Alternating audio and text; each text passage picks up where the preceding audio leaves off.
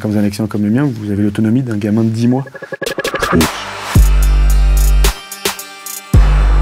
J'ai toujours dit que je raconterais ma vie. J'ai mon éditeur qui m'a appelé et qui m'a proposé d'écrire ma biographie. Tout le monde connaît maintenant un peu ma vie de sportif, mon parcours finalement assez rapide de jeune homme accidenté qui se reconstruit notamment grâce au sport. Mais en fait, personne ne sait vraiment, à part mes très proches, quelles ont été les étapes toute ma vie que j'ai dû passer pour être ce que je suis aujourd'hui. Et donc, qu'est-ce qui m'a conditionné, qu'est-ce qui m'a formaté pour que le jour où je suis devenu paraplégique à l'âge de 18 ans, après un saut à ski, qu'est-ce qui a fait que finalement, en peu de temps, alors peu de temps c'est quand même quelques années, mais que je me suis reconstruit, que j'ai eu la vie que j'ai aujourd'hui, qui est une vie extrêmement épanouie.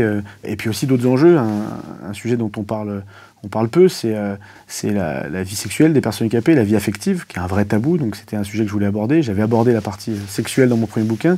Entre-temps, je me suis mis en couple, je suis tombé amoureux, je me suis marié, puis j'ai eu un enfant. Mais pareil, sur la paternité, on en parle peu. C'est un sujet aussi un peu tabou et qui souvent peut être problématique. Et dans mon cas, la question de la PMA et la question des FIV, qui est un sujet qui concerne des dizaines de milliers de couples en France. Et donc, aujourd'hui j'ai un enfant qui s'appelle Milo, un enfant extraordinaire. Mais il nous a fallu 3 ans pour avoir ce petit bonhomme. Et donc d'expliquer justement ce parcours-là et que même quand en façade on voit qu'il y a une vie extrêmement heureuse, il peut y avoir, comme tout le monde, des accidents de la vie, des accidents de parcours. Donc voilà, l'idée c'est ça, c'est pas de sortir du livre en étant plombé, en se disant ce mec-là il nous parle quand même de choses un peu dures. Non, c'est que ce qui m'est arrivé peut arriver à n'importe qui, mais que par contre ce qui peut en ressortir sont des choses extraordinaires, extrêmement épanouissantes. Et moi c'est ce que j'ai la chance de vivre depuis bon nombre d'années. Et donc l'idée c'était de le partager et que tout le monde puisse y retrouver un petit quelque chose.